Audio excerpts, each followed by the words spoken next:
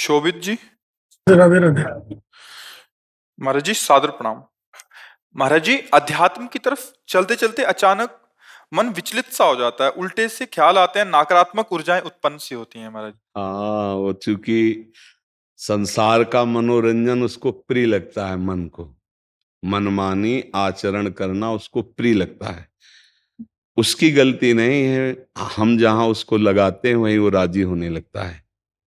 अब जैसे अध्यात्म मार्ग में लगा रहे हैं तो इसमें जहां जहां वो लगा रहा है उसके विरुद्ध बात है। उसको भोग चाहिए, उसको हर इंद्रिय के मना खष्टान इंद्रियाणी प्रकृति स्थान कर सती, 5 ज्ञानेंद्रियों के द्वारा वो विषयों में विचरने का स्वभाव बना लिया है। भगवान कह रहे हैं आप भगवान के अंश, ममैवांशो जीव लोके जीव भूता सनातना मना खष्टान इंद्रियाणी प्रकृति स्थान कर सती। आप इस मन के भुलावे में आकर, मन भोगों के भुलावे में आपको फंसाकर ये सदैव अधीन रखा है। अब अध्यात्म सुनना शुरू किया, अध्यात्म चल तो अध्यात्म में मन को वश में किया जाता है और अभी तक आप मन के वश में रहे। तो जब आप सपोर्ट नहीं देंगे तो आपका सपोर्ट करने लगेगा। इसकी चाल समझना, क्योंकि आपके बिना उसकी कोई सत्ता नहीं, वो आपके बिना कुछ नहीं कर सकता, आपके दस्तखत से ही करेगा। जैसे हमारा मन कह रहा है मैं देखूं, हम कह रहे नहीं देखना है, वो 100 बार कहेगा देखो, आप कहोगे नहीं ये देखो, अब वो लग जाएगा जिधर आप लगाओगे, पर वो कुछ समय तक लगेगा, फिर वो आपको वश में करने की कोशिश करेगा। और वो जब आप ना करेंगे तो आपको जलाएगा।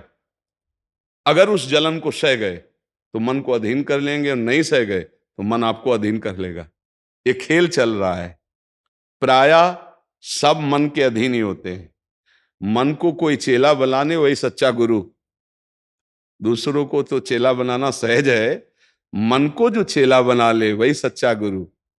मन ने सबको चेला बना रखा है, नहीं बना रखा? जैसा कहता है वैसे ही करना पड़ता है। और बड़ा बात यह है कि मन को हम जैसा कहें शास्त्र आज्ञा से वैसा चला ले, सो महात्मा, वही गुरु, वही भक्त।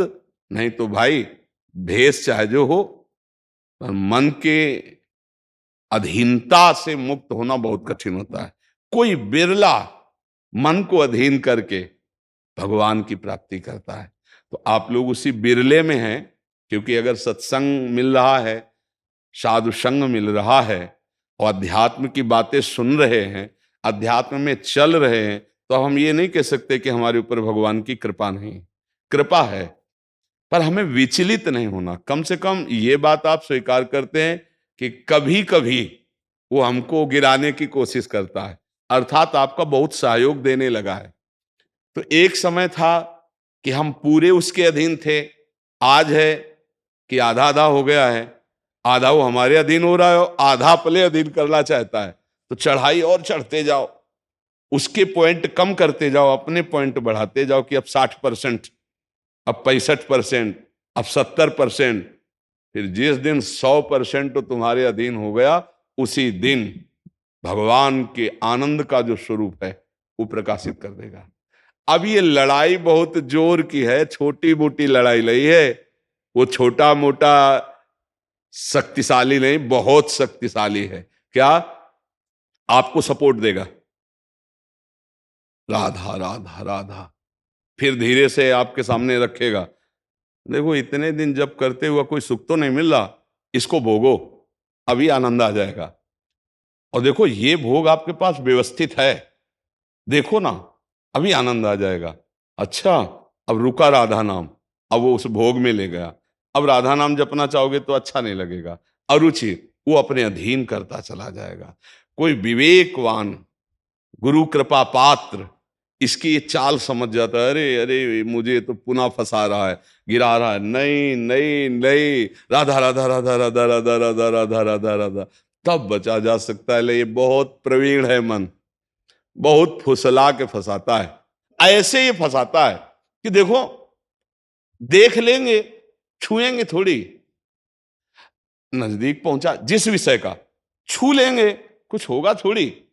और धीरे धीरे धीरे वो तुम्हें लगेगा कि यार गलती हो गई, ऐसा क्यों हो गया, ऐसा यूं हो गया कि उसकी चाल को नहीं समझ पाए हम, उसकी चाल को नहीं समझ पाए। हर एक इंद्री के साथ ये जुड़ा हुआ है। ये सुन लेंगे, ये देख लेंगे, ये छू लेंगे, ये भोग लेंगे, इन्हीं इंद्रियों के कारण हमें परमात्मा प्राप्ति नहीं हो रही। यही इंद्रियां भोगों में फंसाए हुए हैं और उसका मुखिया ये मन है और ये बहुत चतुर मंत्री है आपका मंत्री। पर ऐसा समझ लो कि भोला राजा और चतुर मंत्री, तो उसकी दुर्दशा कैसी होती राजा की। जो सलाह देता है वैसे ही कर देता है और फंसता चला जाता है, और मंत्री अपने को बलवान बनाकर केवल नाम मात्र का राजा उसको बनाए हुए सारा काम वही कर रहा है। देख लो आप, नाम मात्र के आप जीवात्मा भगवान के अंश हो, सारा काम वही मन कर रहा है। हमारा मन कर रहा है आज ये खाएं तो हम खाएं, नहीं, ये मन की मांग है, तेरी मांग नहीं है। लेकिन ऐसा कौन भेद पैदा कर पाता है। अब मेरा मन कह रहा है आज ये देखा जाए, तो अब भाई देखा जाए। मेरा मन कह रहा है, तो कभी कभी मन अच्छा सपोर्ट करता है। जैसे आपको मन ने ही कहा चलो चलते हैं सत्संग में, बाबा के पास बैठते हैं वृंदावन में, तो अच्छा सपोर्ट दिया ना। वो सपोर्ट ना देता तो आप नहीं आ पाते। बस इसको अच्छे सपोर्ट के पॉइंट में लगाते रहो, और जब बुरा सपोर्ट करे उस समय सहना बहुत कठिन होता है। अगर मन ने ठान लिया कि अब ये करना है और आपने कह दिया ना, तो आपको जलाना शुरू करेगा, और उस जलन को जो सह गया, यम ही न व्यथ्यन्ते ते पुरुषम पुरुषर्षव सम दुखा सुखाधीरम स्वमृतत्वाय कल्पते, उस जलन को जो सह गया सो भगवान को प्राप्त करने की सामर्थ्य रख लेता है। बहुत कठिन है मन की जलन को सहना। बाहर के थप्पड़ सह जाना सही, लेकिन मन के थप्पड़ सहना बहुत कठिन, सबको गिरा देता है। इसका बहुत विचित्र बल होता है, और इससे बचने का केवल एक उपाय है, नाम जब न छूटे और ये स्वीकार मत करो कि मुझे चाहिए। जैसे मन कह रहा है आज उस होटल में चलते हैं, अब रसेंद्री और मन एक हो गया है। अब आपको लगता है मेरी मांग है, तो बोले भाई आज मेरा मन कह रहा है यही, आज मेरा मन कह रहा है कि आज उस होटल का भोजन होना चाहिए। अरे तेरा मन कह रहा है, तू खुद कह रहा है, अब उसमें निर्णय करो सही है कि गलत। अगर गलत लग रहा है इसकी चाल, तो आप मत जाओ। घर में रोटी दाल बनाओ, इसको अच्छा नहीं लगेगा, ये 100 बार कहेगा नहीं नहीं, तो आपको नहीं भाई आज तो यही खाना पड़ेगा। कल भले विचार करेंगे, कल विचार करेंगे आपकी बात पर आज नहीं, आज तो ऐसे बस में करना होता है।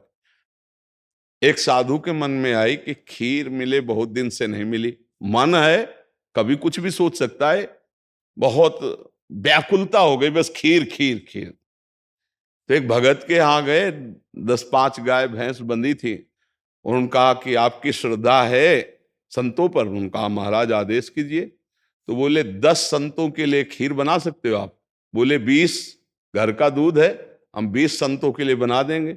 बोले हम 11 बजे आएंगे दोपहर के, आप बना के तैयार रखिए।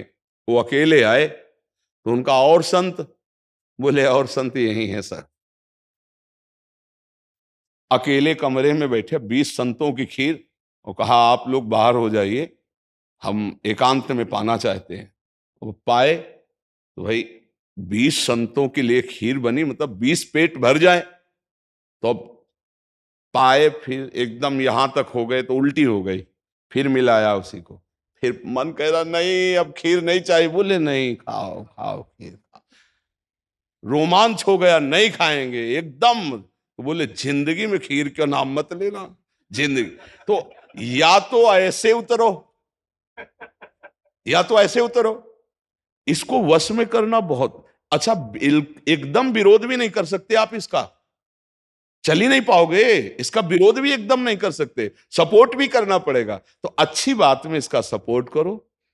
अब कह रहा है जैसे हमें आज मीठा खाना है, ठीक है तुम्हारी मांग बुरी नहीं है, गए किसी अच्छी दुकान से लिया, ठाकुर जी को भोग लगाया, पा लिए, तो उसका सपोर्ट हो गया। अब वो बुरी बात कह रहा है, अब नहीं मानना है। उस समय जो जलन उसे सह जाओ, बस यही साधना का है। मन को अगर अधीन कर लिया तो बात बन गई।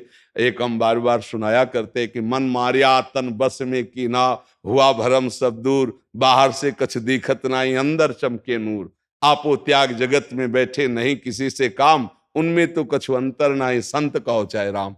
वो गृहस्थी में भी है। आप एक पत्नी व्रत लिए हुए धर्म से आप चलते हैं, दूसरी किसी माता बहन की तरफ गंदी दृष्टि नहीं, धर्म से धन कमाते, परिवार का पोषण करते, नाम जब आप महात्मा है, आप सतमार्ग के पथिक हैं, क्योंकि आप अपने प्रवृत्ति धर्म से चल रहे हैं और एक निवृत्ति में अपने धर्म से चल रहा है, तो वो महात्मा है। ऐसा महात्मा का मतलब केवल वेश से नहीं होता, महात्मा का मतलब उस लक्षण से होता है। अगर आप भागवतिक लक्षण से हैं तो आप भक्त हैं, आप वैष्णव हैं, आप महात्मा हैं। तो मनुष्य जीवन का परम लक्ष्य है मन को अधीन करके परमात्मा प्राप्ति करना। अगर मन अधीन नहीं हुआ तो परमात्मा प्राप्ति में बड़ी बाधा खड़ी हो जाती है।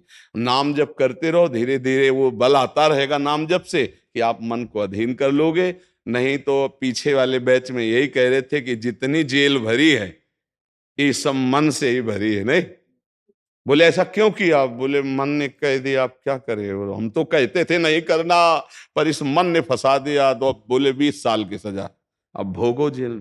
मन की एक हरकत ने पूरा जीवन बर्बाद कर दिया, मन की एक हरकत ने फांसी पे चढ़वा दिया। वही मन की तो हरकत है। तो हमें लगता है बहुत होश में रहा जाए, ये जो मंत्री है सलाहकार मन, इस पर नजर रखी जाए कि इसकी गलत सलाह पे दस्तखत ना करो। और अगर आप स्वीकृति नहीं देंगे तो कुछ नहीं कर पाएगा, पक्का समझना। आपकी स्वीकृति से ही होता है जो कुछ होता है। आप जहां कह देते हैं कि चलो अच्छा ठीक है, बस फिर आपकी कोई गम नहीं है, वो आपसे करवा के मालेगा। इतना बलवान मन है, बड़े बड़ों से करवा लेता है। आप तो मान लो गृहस्थी में हो, जिसने आजीवन भगवान का मार्ग चयन किया है उसको भूल में डाल देता है, गलत मार्ग में ले जाता है। आप तो गृहस्थी में मान लो आपसे चूक होना स्वाभाविक है, क्योंकि प्रपंच माया प्रपंच में जिसने जीवन भर के लिए नियम लिया है उससे भी चूक करवा देता है। बड़ा विचित्र मन है। हाँ, अगर मन कहीं अधीन हुआ है तो भगवान का आश्रय लेकर और विवेक के द्वारा इसे अधीन किया जाता है। और विवेक ये बाजार में मिलता नहीं है, ये सत्संग से मिलता है। जैसे आप सुन रहे हैं, बिन सत्संग विवेक न होई और राम कृपा बिन सुलभ न सोई। सत्संग होता है भगवान की कृपा से और सत्संग से मिलता है विवेक, और विवेक से मन का शासन निर्णय किया जाता है। तू गलत सलाह दे रहा है और मेरी मांग नहीं तेरी मांग है, मैं इसको रिजेक्ट करता हूं, नहीं पास करता हूं। बस वो कुछ नहीं कर पाए।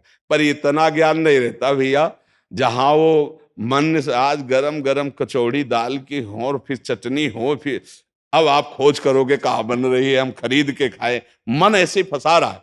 आप देखो ना, अपने घर में सब भोग सामग्री है, लेकिन जिनका मन, जो भजन नहीं करते, जो सत्संग नहीं करते, उनका मन गंदे आचरणों में फंसा है। घर में वो सब भोग सामग्री है, धर्म पूर्वक भोग करके वो भगवान को प्राप्त कर सकते थे, लेकिन वो अधर्माचरण, कलह, अशांति घर में है और उनका मन कहां ले जाता है, गंदे गंदे जगह उनको फंसाए। ये मन की चाल है।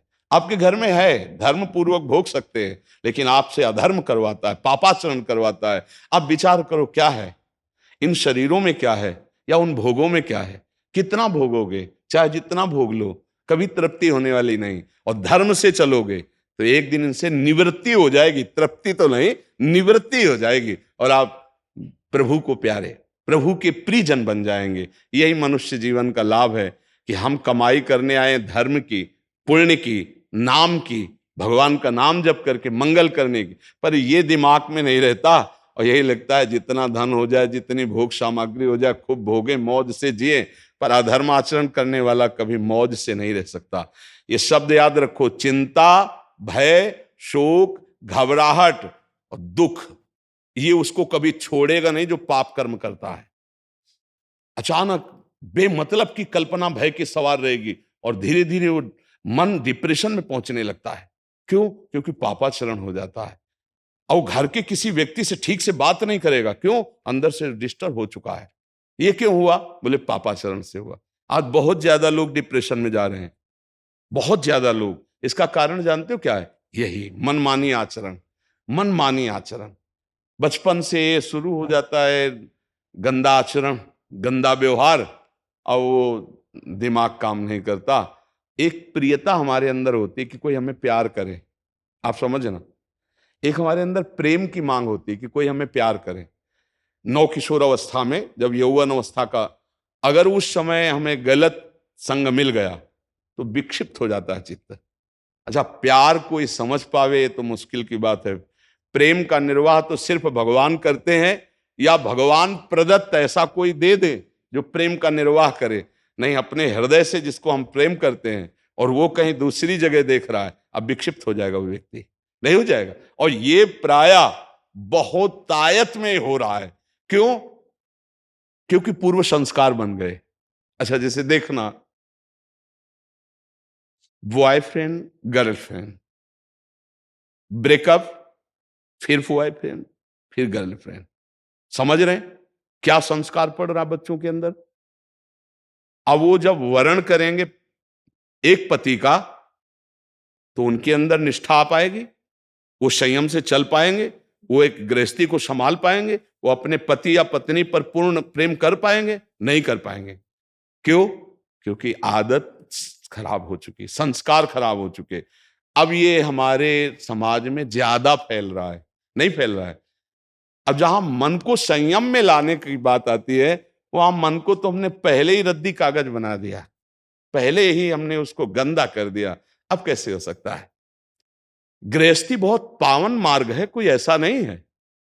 मान लो पवित्र शरीर दोनों के हैं और फिर धर्म से ग्रहण किया गया, तो वो फिर एक अच्छी गृहस्थी बनती है। अब पहले ही, इसलिए भाई बहुत संभालने की जरूरत। आप तो बड़े भाग्यशाली जो अध्यात्म में इस बात को समझ रहे, नहीं तो आज हमारा समाज थोड़ा गलत रास्ते की तरफ जा रहा है, गलत मार्ग है जिसको कोई समझ नहीं रहा। हमारे नवीन नवीन बच्चे, नवीन नवीन बच्चियां, नवीन नवीन भाई इस भूल में फंस गए कि ये सुख है और ये भोगना मतलब जीवन का लाभ है।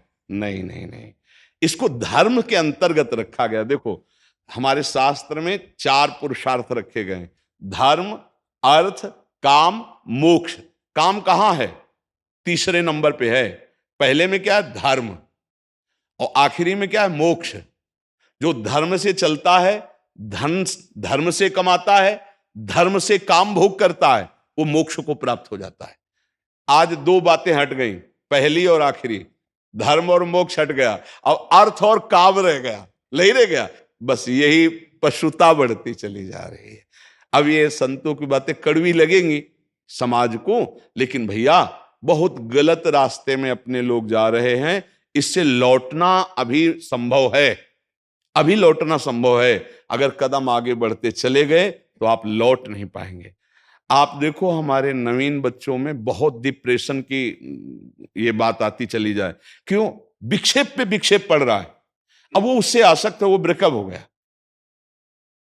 अब उसका दिमाग पे जो भार पड़ा वो पूरे जीवन की जीवनी शक्ति को नष्ट कर रहा है, चाहे बच्चा हो चाहे बच्ची हो। मतलब कई ऐसी समस्याएं प्रकट हो रही हैं जो अपनी बात कह नहीं सकते हैं और अंदर ही अंदर वो अपने को खोखला कर लेते हैं। हमें लगता है कि माता पिता को, परिवार को इन समस्याओं से, बच्चों से जुड़कर उनको हटाना चाहिए, उनको शिक्षा देनी चाहिए, उनको ऐसा मित्रवत बल देना चाहिए जिससे उनकी मानसिकता उभरे। अगर ये छूट बनी रही, इसे कहा जाता है दोस्ती, लेकिन भारी दुश्मनी फैल रही है, भारी हमारे जीवन का नाश करने वाली वृत्तियां फैल रही। तो इसलिए इससे बचा जाए और नाम जप किया जाए। अगर मन को छूट मिल जाए तो नरक पहुंचाने की पूरी व्यवस्था कर देगा। मन को छूट मिल जाए तो भारी से भारी अपराध करा देगा और जलाता रहेगा। इसलिए मन को छूट ना दी जाए, और मन को छूट ना दी जाए इसके लिए जो चाहिए विवेक, वो सत्संग सुना जाए, और जो बल चाहिए वो नाम जप किया जाए। नाम का बल और सत्संग का विवेक, ये 2 ही बचा सकते। साधन को हरि भजन है, कै सत्संग सहाय। जी।